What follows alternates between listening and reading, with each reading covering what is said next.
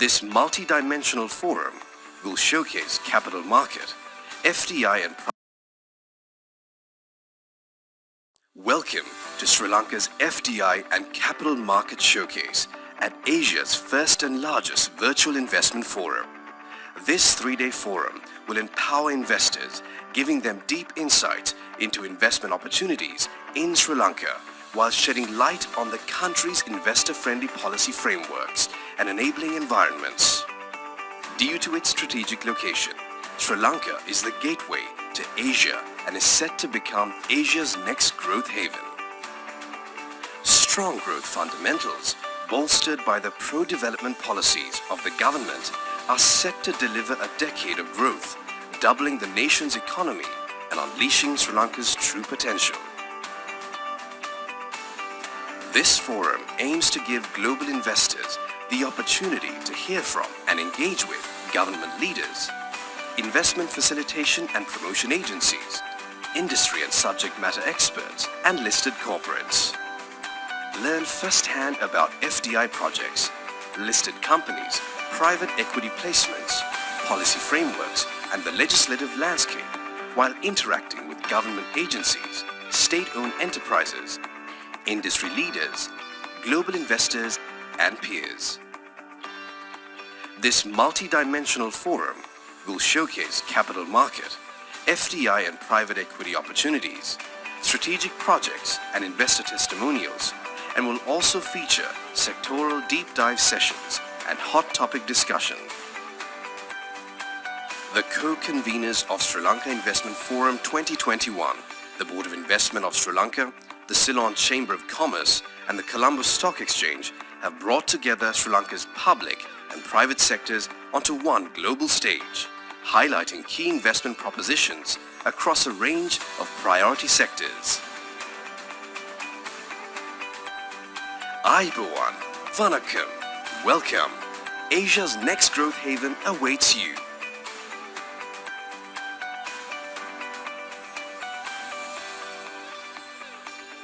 Sri Lanka Investment Forum 2021.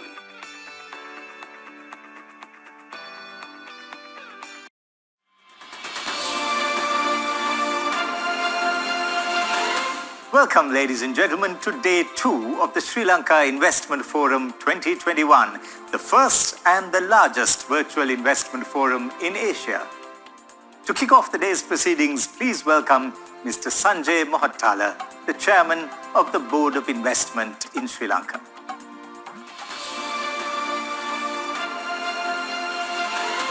Ayubowan, and good day to you all.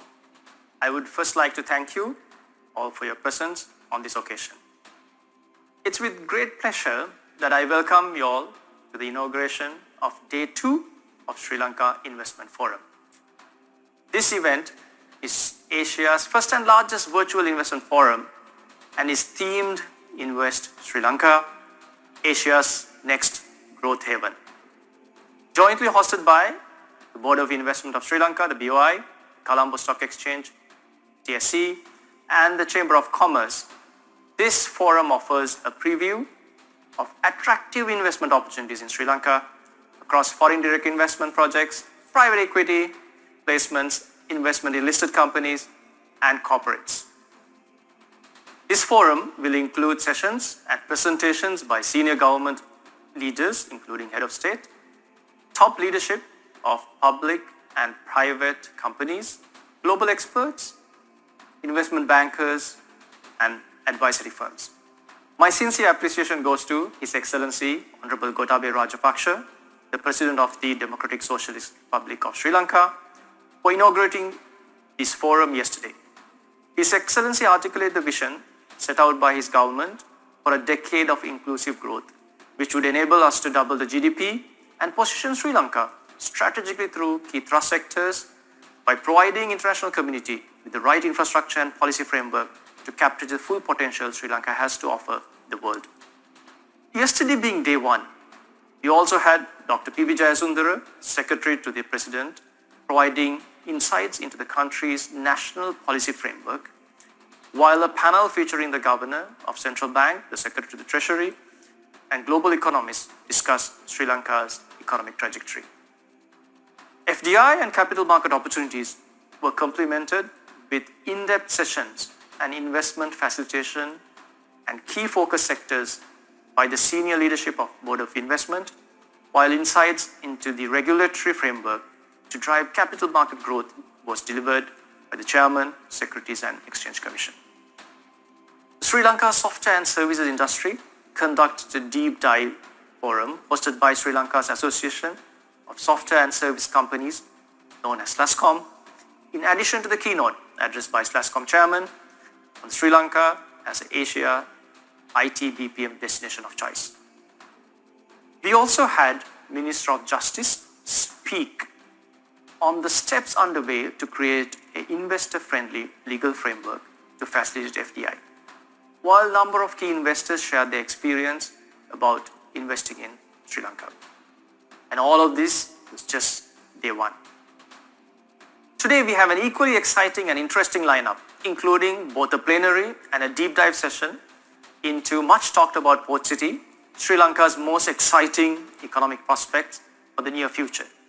A landmark project in every sense of the word, Port City provides a platform for service sectors which are essential for the development that's taking place in the country as well as in the region by providing infrastructure for financial, insurance, corporate, legal, and other such services required for development activities.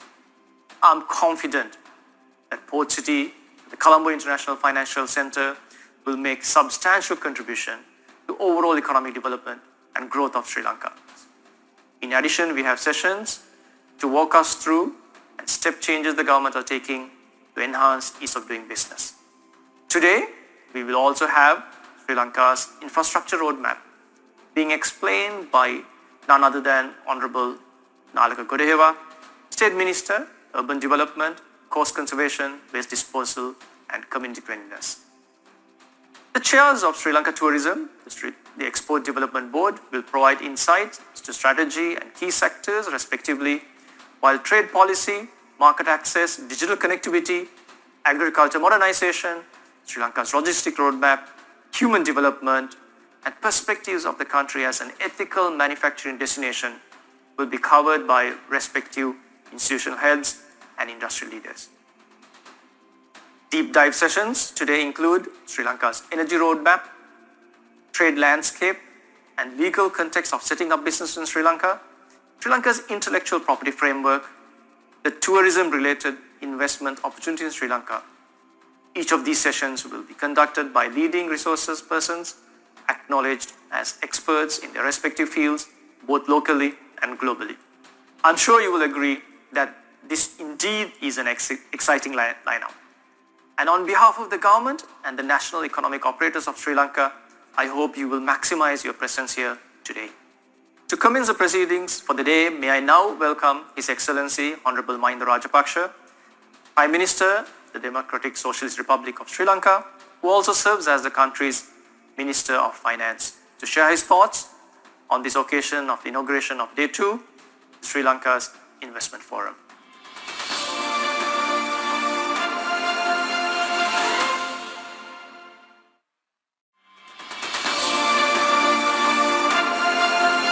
Our next speaker, under whose leadership Sri Lanka experienced tremendous growth and who initiated many of the flagship projects that now bear fruition, is none other than the Honorable Mahinda Rajapaksa, Prime Minister of the Democratic Socialist Republic of Sri Lanka.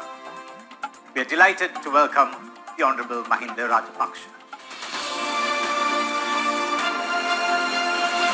I1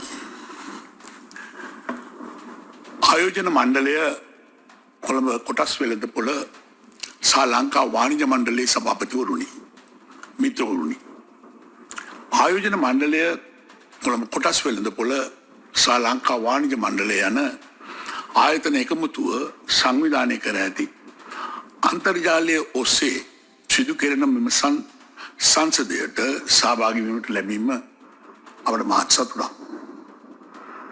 ඉතා කාලෝචි පියවරක් වශයෙන් අපි දකිනවා. 2006 සිට 2014 දක්වා වසර 9 කාලය තුලදී අපරට සංවර්ධනය වූ වේගය පිළිබඳව ඔබතුමන්ලා හොඳින් දන්නවා. ඒ කාලේදී විවිධ අභියෝග මැද්දේ වුවත් ශ්‍රී ලංකාවේ දළදේශීය නිෂ්පාදිතය ඇමරිකානු ඩොලර් බිලියන 24 සිට බිලියන 79 දක්වා ඉතා ශීඝ්‍රයෙන් වැඩි කරගන්නට අපිට හැකි වුණා. ඒත් ඊට පසු 2015 සිට 2019 වසර 5 තුලදී අපේ රටේ දළදේශීය නිෂ්පාදිතය වැඩි වූයේ ඇමරිකානු ඩොලර් බිලියන 82ක් දක්වා පමණයි. ඒ නිසා අපේ රටේ ආර්ථික ප්‍රතිලාභ වර්ධනය වීම අඩාල වුණා. අලුත් ව්‍යාපෘතීන් ආරම්භ කිරීම නතර වුණා. 2020 වසරේදී අප නැවත රජයේ බාරගත් පසුව මුළු ලෝකයම වෙලාගත් කොවිඩ් වසංගතයට අපට මුහුණ දෙන්න සිදු වුණා. රටේ ජනතාව කොවිඩ් උදුරෙන් ආරක්ෂා කර ගැනීමට දින 60ක් තිස්සේ මුළු රටම වසා දැමීමට අපට සිදු වුණා. මුළු ව්‍යාපාර ශේෂ්ත්‍රයම දැඩි අභියෝගයවලට මුහුණ දුන්නා. ඒ බලපෑම් නිසා මුළු ලෝකෙම සිදු වූ ආකාරයට අප රටද පසුබෑමකට ලක් වෙමින් 2020 වසරේදී 3.6කින් ආර්ථිකය සංකෝචනය වුණා. ඒ නිසා අපේ රටේ දළදේශීය නිෂ්පාදිතය ඇමරිකානු ඩොලර් බිලියන 80 දක්වා අඩු වුණා. එසේ වුණත් ජන ජීවිතය සතුටුදායක මට්ටමක අඛණ්ඩව පවත්වාගෙන යාමට අප රජයට හැකි වුණා. මිත්‍රවරුනි, රටක් හැටියට මෙම බැරෑරුම් තත්ත්වයට දිගින් දිගටම මුහුණ දෙමින් අප රට නැවතත් කඩිසර වැඩමීමක් බවට පත් කරන්න අපට දැන් අවශ්‍යයි. අපි දැනටමත් මාර්ග කිලෝමීටර් ලක්ෂය සැමට ජලය නව අධිවේගී මාර්ග ඉදිකිරීම වැනි රට පුරා ක්‍රියාත්මක කරන දැවැන්ත ව්‍යාපෘති හරහා ආර්ථිකමය පිබිදීමක් ඇති කරගෙන යනවා. ජනතාව අතර නැවත මුදල් පරිහරණය කරවීම හරහා ව්‍යාපාරික කටයුතු ගොඩනංවනවා. ව්‍යාපාර පහසුවෙන් කර ගැනීම පිණිස අවශ්‍ය ක්‍රියාමාර්ග දියත් කරගෙන යනවා. හම්බන්තොට වරාය ආශ්‍රිත කාර්මික කලාපය තුලින් නව කර්මාන්ත ආරම්භ කිරීමට අවස්ථාව උදා කර දෙනවා. රට පුරා ඖෂධ ඇතුළු අලුත් කර්මාන්ත කලාප දැනටමත් ඉදි කරනවා. කොළඹ පෝට් සිටි ව්‍යාපෘතිය කඩිනමින් දියත් කිරීමට අවශ්‍ය නීතිමය රාමුව සකස් කොට ක්‍රියාත්මක කිරීමට කටයුතු කර තිබෙනවා. රටේ සර්ව ආර්ථික සාධක යහපත් මාවතකට යොමු කිරීමට සැලසුම් ක්‍රියාත්මක කරනවා. ඒ අනුව අප රට නැවත 6% පමණ වර්ධන වේගයක් ඉක්මවා යන මාවතකට අපි දැන් යොමු වෙමින් සිටිනවා. මිත්‍රවරුනි, ශ්‍රී ලංකාවේ වර්ධන වේගය වේගවත් කළ යුතු බව අපි හැමෝම පිළිගන්නවා. ඒ සඳහා ප්‍රාග්ධන ආයෝජන සැලකිය යුතු ලෙස පුළුල් කිරීමට අවශ්‍යයි. යටිතල පහසුකම් සංවර්ධනයට මෙන්ම ආර්ථිකයේ නිෂ්පාදිත ධාරිතාවය පුළුල් කිරීම සඳහා වැඩි ආයෝජනයක් අවශ්‍ය බවද අපි දන්නවා. ඒ සඳහා රජයේ ප්‍රාග්ධන වියදම් වැඩසටහන් අඛණ්ඩව සිදු කිරීමට අපි බලාපොරොත්තු වෙනවා. ඒ අතරම ආයෝජනීය ඉහළ නැංවීමේ ක්‍රියාවලියේදී රජයේ විශාල කාර්යභාරයක් ඉටු කිරීමට බලාපොරොත්තු වෙනවා. ඒ අනුව 2020 නොවැම්බර් මාසයේදී අප විසින් පාර්ලිමේන්තුවට ඉදිරිපත් කරන ලද අවසාන අයවැය තුලින් බෝට්ටු සෑදීම,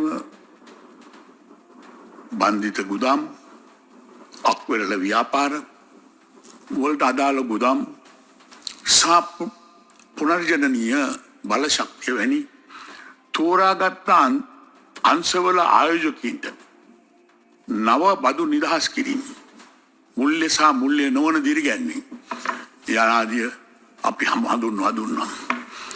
ඒවා සියල්ලම ඉතා ඉක්මනින් ක්‍රියාත්මක කිරීමට අප දැන් කටයුතු කරගෙන යනවා.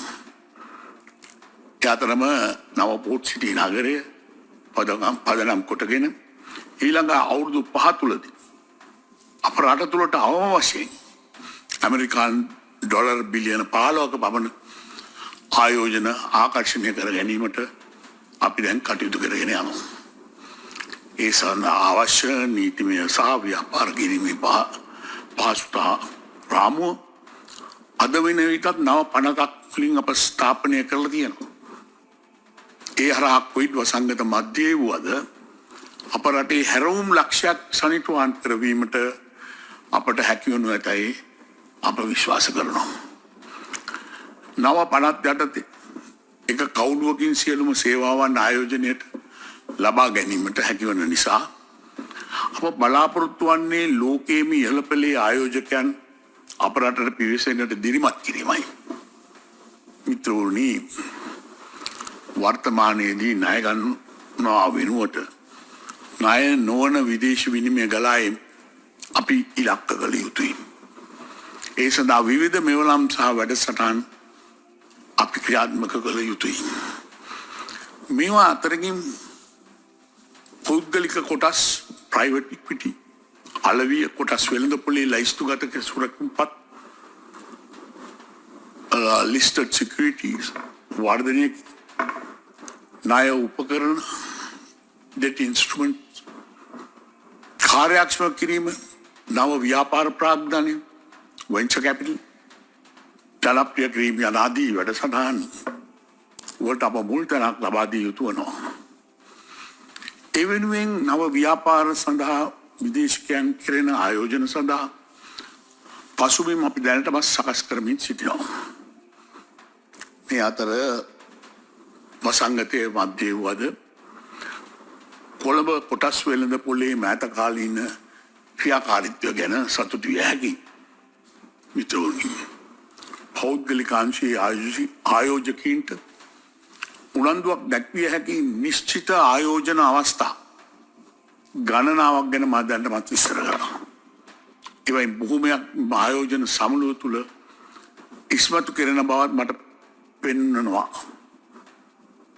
මෙම සංසදයට සහභාගී වන අදාළ රාජ්‍ය ආයතන සහ පෞද්ගලිකාංශයේ ආයතන අතර සම්බන්ධයක් ඇති ආයෝජන අවස්ථා කඩිනමින් සිදු කරවීමට ඔබ සියලු දෙනාටම අවස්ථාව උදා වනු ඇතයි අපි විශ්වාස කරනවා. Dear friends, our government has already started to put a number of measures in place that will make Sri Lanka an attractive country for investors from all around the world. These measures are aimed at ensuring that both local and foreign investors will be able to establish profitable ventures without unnecessary barriers. In this background, we eagerly invite you to select Sri Lanka as your investment destination of choice. We wish your forthcoming sessions every success. Thank you.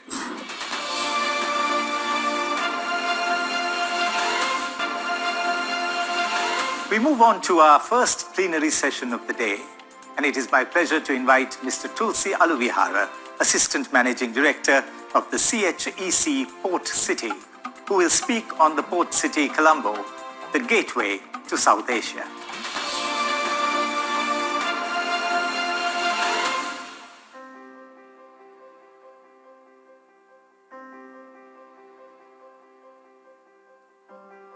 Aibon, during these unprecedented times, we as a nation have taken a quantum leap by declaring Port City Colombo as the first multi-services special economic zone in Sri Lanka. 40 years ago, as one of the first in Asia, we adopted open economic policies and established the Greater Colombo Economic Commission, which became Board of Investment Law subsequently, promoted our industries, especially apparel manufacturing and exports. With significant competition from other apparel producing nations, we have managed to move up the value chain by adopting continuous improvements and investing in R&D to overcome competition and produce more higher end and high performance apparel. Our apparel is our largest foreign exchange earner, producing for all the global top brands such as Victoria's Secret, Calvin Klein, Tommy Hilfiger, Nike, Gap and many more. We are now ready to turn our next chapter in competing in services sector, where we believe we have a significant advantage in our human resource capabilities. For many decades, Sri Lanka has invested in universal education, healthcare, among other aspects of critical social infrastructure. Our Human Development Index is highest in South Asia and on par with developed countries. We produce over 8,000 IT graduates per annum and over 10,000 management and chartered accountants, the largest pool of UK qualified accountants outside UK. However, we lose our best and the brightest talent to other regional and global competition like London, New York, Singapore, Dubai and Hong Kong. And we believe that Port City will create the impetus required to reverse the brain drain. Port City Colombo is an extension of the Colombo Central Business District, a 2.7 square kilometer land area developed as per a much thought through master plan by Sweco in Sweden and Sabana Jurong in Singapore. The city is envisioned as a gateway to South Asia, and we are developing our infrastructure for a truly international community and to create a thriving business ecosystem. It is the largest public-private partnership in Sri Lanka to date, with a committed foreign direct investment of $1.4 billion, of which $1.1 billion had been invested thus far by the developer China Harbour Engineering Company for reclamation and development of all internal infrastructure. Port City Colombo is adjacent to one of the world's best connected ports, the Port of Colombo, and would only be 25 minutes away from the international airport. Being at the heart of a trade lane, accounting for half of the world's container traffic, a third of its bulk cargo, and 80% of maritime oil shipments, presents endless opportunities in shipping and logistics, regional distribution centers, headquarters for multinational companies. It would also enhance further opportunities in financial services, especially in offshore banking, private equity, investment banking, wealth management, professional services, venture capital and capital markets. With proposed best-in-class infrastructure and recently enacted Colombo Port City Economic Commission law, I believe we can now compete with confidence with regional peers as the first country to adopt such liberal and business-friendly policies in South Asia. Colombo Port City Economic Commission law is a progressive legislation with a dedicated single-window investment facilitator. The Port City Commission will administer the zone and facilitate all requisite licenses, registrations, approvals, and provide attractive fiscal incentives for businesses within the zone. Zero corporate income tax on foreign earnings, and for large strategic investments, a guaranteed income tax exemption for up to 40 years, including waiver of upfront border taxes. Opportunity to establish businesses with 100% foreign ownership and relaxed foreign exchange regulations, and ability to repatriate profits and capital with ease. Business within the zone are permitted to transact in any designated foreign currency other than Sri Lankan rupees to mitigate the currency depreciation risk. Attracting and retaining talent is key to the success of the Port City Special Economic Zone, and all employees would be remunerated in foreign currency and will be exempt from personal income taxes. The importance of creating a diverse talent pool to induce knowledge transfer and know-how is crucial as we graduate towards a more knowledge-based economy.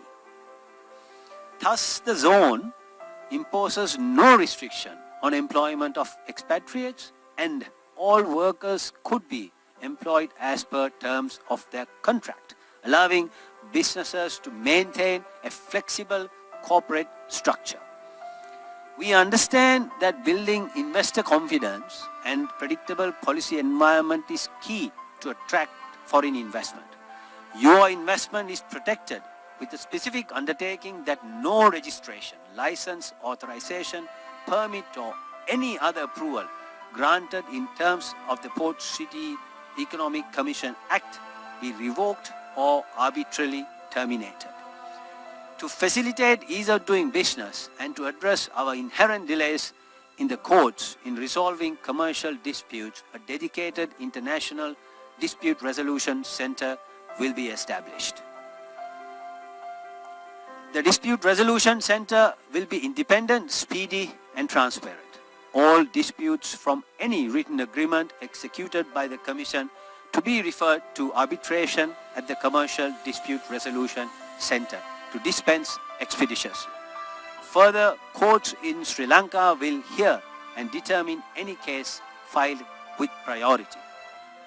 This is an extension of a nationwide reform as planned by the government to modernize and streamline the courts system by establishing dedicated courts such as Tax Appeals Court, Small Claims Court and Commercial Appeals Court. We believe that the initiative to enhance ease of doing business and fiscal incentives will further augment the attractiveness of Sri Lanka's cost advantage in doing business, which is as much as 80% in comparison to major hubs such as Singapore, Hong Kong and Dubai. In fact, Sri Lanka has been ranked as the most affordable tech talent in the Asia-Pacific region. Our cost of living is 50% lower compared to the established hubs I mentioned earlier, and Colombo has been consistently ranked as the most livable city in South Asia by Mercer. The many heritage sites, the beautiful beaches, national parks, and the diversity of Sri Lanka's cultures have earned Sri Lanka its recognition as the best place to visit time and time again. With direct access to the National Expressway network from Port City, these are all within a few hours' drive. The plethora of economic opportunities coupled with luxury housing and unmatched amenities make us truly believe Port City Colombo would be the ideal place to work, live, learn and play. I invite you to come witness the splendor of our island nation and be a partner in its new chapter. Thank you.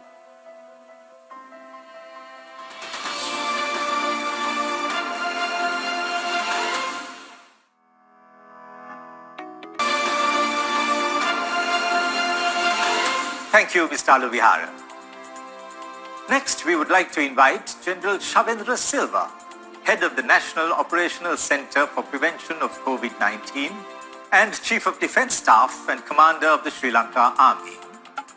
General Shavendra will address us on managing the pandemic, protecting life, livelihoods and economic momentum.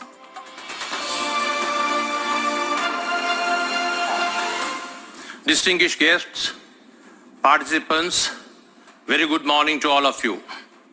I consider it is a privilege to address this investors forum today, and I'm thankful to the organizers for inviting me to deliver a speech as the Chief of Defence Staff, the Commander of the Sri Lanka Army and Head of National Operations Center for Prevention of COVID-19 in Sri Lanka.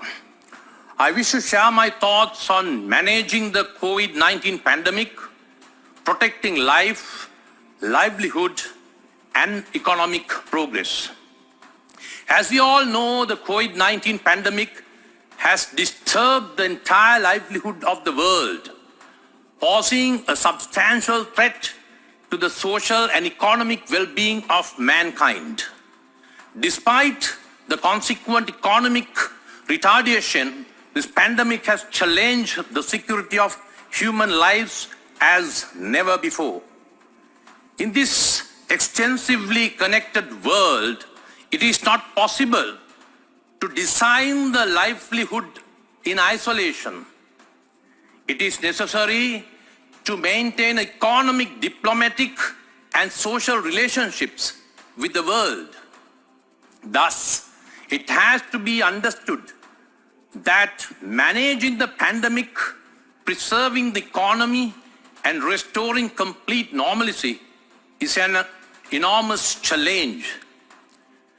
In order to reinstate the economic normalcy, usual livelihood and social aspects amidst COVID-19 pandemic, it is decisive to bring the country into a certain condition in which socio-economic activities could be continued with the best practices under minimum regulations. In Sri Lankan context, the necessity of this phenomenon was well felt by His Excellency the President Gotabaya Rajapaksa and the government of Sri Lanka. Thus, the response strategy is based on, firstly, breaking the chain of spread. Secondly, curbing the spread by separating the infected from uninfected and isolating the exposed and vulnerable population. Thirdly, treatment of infected personnel, minimizing the losses of lives. Fourthly, minimizing citizen suffering from associated losses of earnings, travel restrictions, and difficulties to access medical and other necessities. Fifthly, achieving the population immunity through vaccination, which is the accepted best means of defense against the virus. And finally, maintaining and progressing the economy and livelihood during the post-pandemic. National Operations Center for Prevention of the COVID-19, headed by me, is the forefront national body appointed by His Excellency the President for operationalizing the battle against COVID-19 in Sri Lanka. It roofs the authorities of health and medical, military and law enforcing agencies, economic think tanks, disaster management units, administrative and social bodies, etc. In addition, His Excellency the President has appointed a presidential task force for economic revival and poverty eradication to ensure the economy and social well-being of the population. In the National Operations Center for Prevention of the COVID-19, the recommendations regarding the medical infrastructure, degree of restrictions, isolation of areas, facilitating the livelihood, etc., are carefully taken considering the real-time and update facts. Thereafter, the decisions taken by His Excellency the President and the government are disseminated downwards for action on ground. Therefore, I would say that we are making all our efforts to have a very comprehensive and a cohesive body to battle against COVID-19, guided by the country's highest authorities. This strategy is operationalized by distancing rules, encouraging best practices, contact tracing, isolation, and quarantine processes. Military and national intelligence are extensively utilized for contact tracing, supported by the public health authorities for subsequent monitoring and evacuation. Military, assisted by health authorities, spearheaded the isolation and quarantine processes, where security forces build and maintain quarantine facilities and provide security and medical assistance to run the quarantine centers island-wide. In curbing the spread by separating the infected from uninfected and isolating the exposed and vulnerable population, the military assists in establishing and managing the intermediate care centers under the guidelines of the healthcare authorities. Also, it is important to note that we have never neglected the tourists, foreign nationals, and business partners living in Sri Lanka. We have had special consideration of such personnel from the beginning of the pandemic, and we have taken care of them and assured their well-being as Sri Lankan citizens. As of today, healthcare authorities make a tremendous effort to minimize the losses of lives. We have been able to manage all infected cases, giving best possible treatments and facilities to save their lives. Maintaining the new normalcy of life and minimizing the human suffering due to the pandemic and economic drawbacks in Sri Lanka, the government administrative system has been empowered to collect, report, and disseminate the information to authorities so that essentials are uninterruptedly supplied to the population through a well-established government mechanism supported by private partners. The vaccination program, which has been the main focus of the government, is being carried out, covering the entire island, considering the spread and the prevalence of the virus, where the government's cordial diplomatic ties have been facilitated to get down the vaccinations. Also, we are in the process of getting down adequate vaccines in future as well. Through this, we expect to shield the entire population from COVID-19 by end 2021 to early 2022, allowing the workforce, economic pillars, economic counterparts, and general public to run the country for its advancement. We have effectively managed the first and the second wave of the COVID-19, and we are so far in the process of controlling the third wave successfully. It has to be understood that the COVID-19 is not merely a health issue. Managing the pandemic is essentially managing the economic and livelihood as well.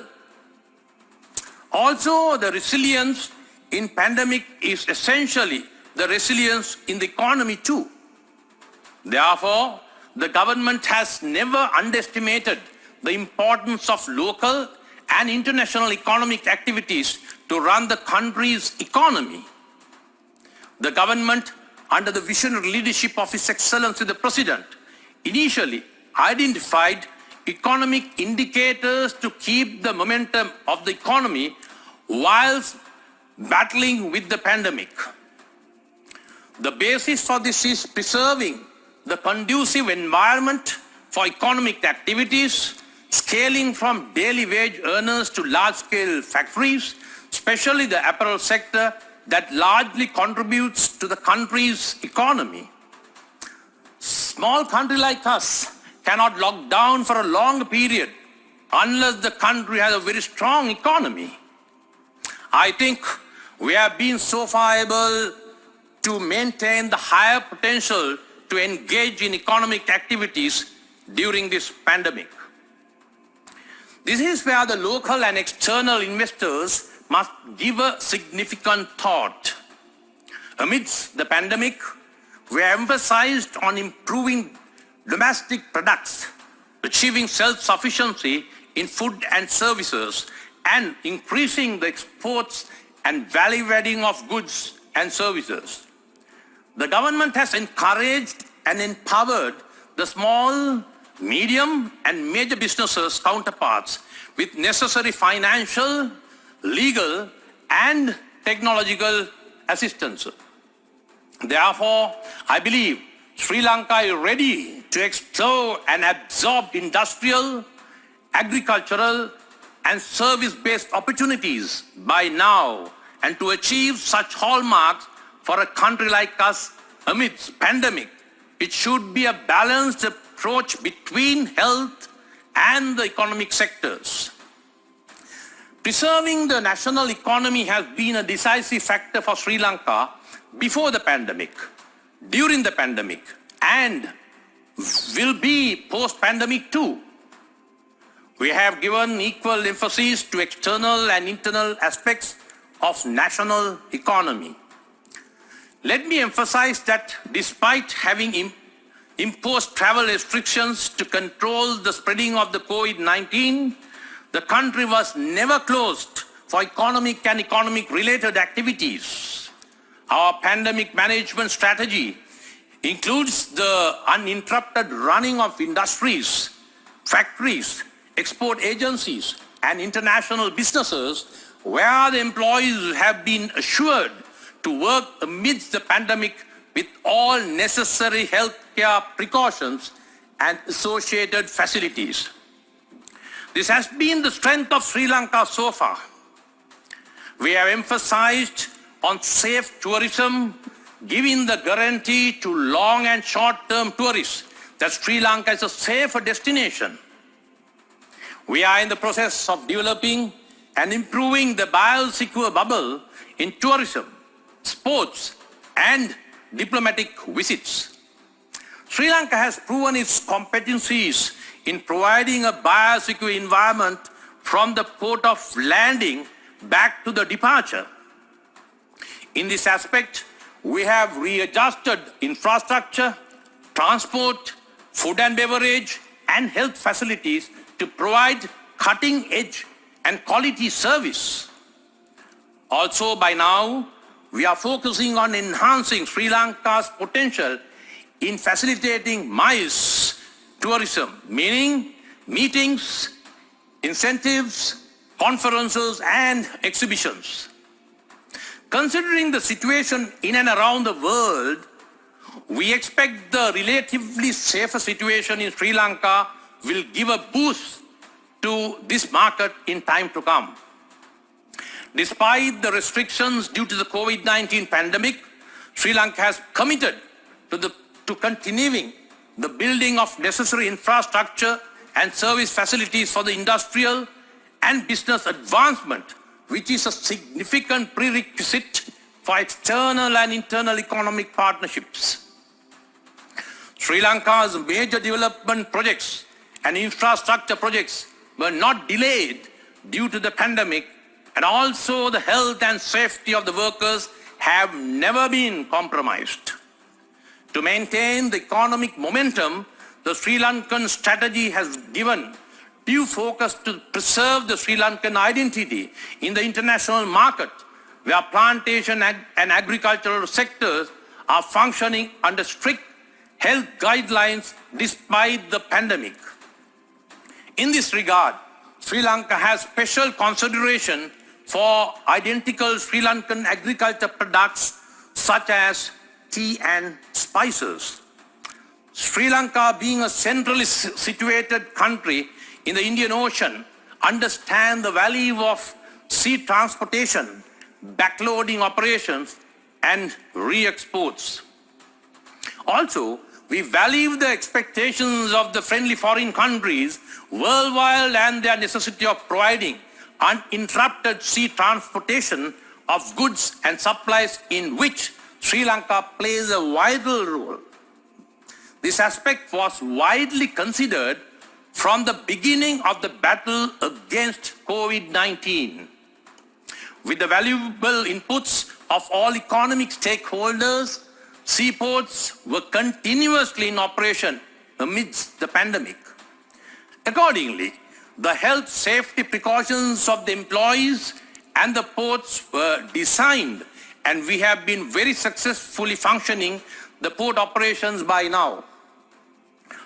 Talking about the way forward, I would like to highlight two aspects. First, what makes Sri Lanka special in this pandemic situation? And second, what lies ahead of us in the post-pandemic transition period? As I said earlier, first we understand that Sri Lanka is located in a blessed and important position in the world map, making it a centralized, focused, and strategic land piece in the Indian Ocean. Second, we understand the entire world is disturbed by the COVID-19 pandemic, and the world is eyeing for new strategic businesses, industrial and service partners to ensure the resilience of the economy, taking lessons from COVID-19 pandemic.